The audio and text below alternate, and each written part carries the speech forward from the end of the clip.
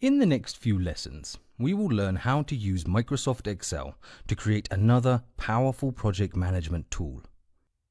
Logs. Well, I mean a log document or log file.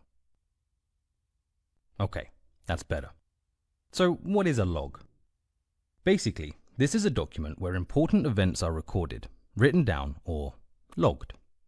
Once logged, people can obtain information about these events. What is it about? Who is involved? Are there any next steps? What is the due date for closing the case?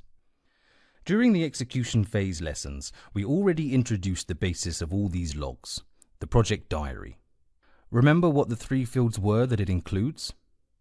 Action, owner, and due date. This is the ultimate project management recipe for getting things done, documenting explicitly in a written format what has to be done, by whom, and when. Remember this formula as it has tremendous effects. So let's switch to Excel and develop our first log. We will start with a number field.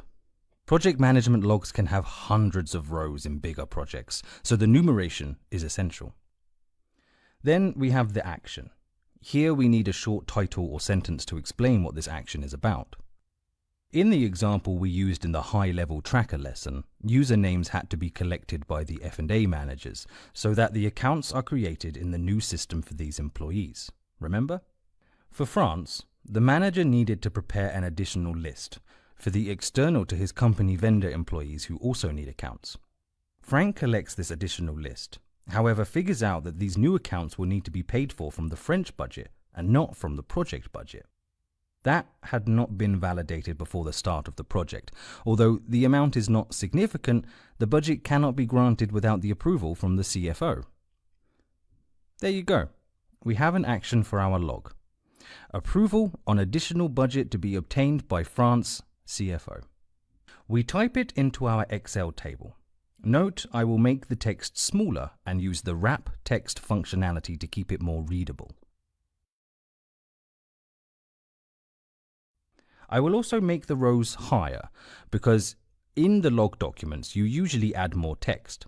I will do that by selecting all rows and then by changing the height of one of them.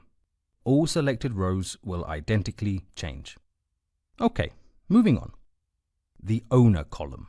This basically is the same thing as the responsible column we saw before. You can choose the title you like as they are used as synonyms. Here we would have Frank as the best person to contact the CFO, explain the case and follow up until this is ready. He agrees to be the owner, so we write down his name. Time for the third key element, due date. Here it is important to format your date using the Excel options. Let's imagine the due date is the 5th of May.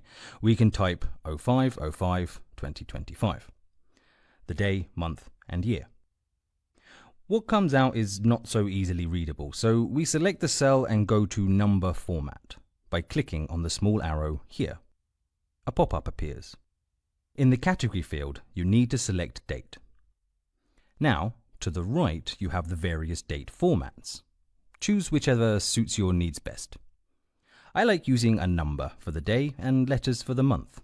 You can also decide whether you want the year to be displayed. My advice is to skip the year, when the action should be closed in the next days or weeks and is not expected to end up in the following year. Okay, I will also put the date column contents in the center of the cell. Ready. Now we have the mandatory action owner due date information logged. From here onward, we can continue adding columns that will help us better manage the activities. Our well-known status column is a valuable next step. We already know how to build it, so let's quickly add it in the format we are familiar with. Lastly, we add the free text comments column to ensure we capture any important information that falls out of the previous categories. Perfect. We have the basic log for managing project actions. In this format, this project management artifact is referred to as actions log. In the next lesson, we will see some additional scenarios of how to broaden the scope of this log.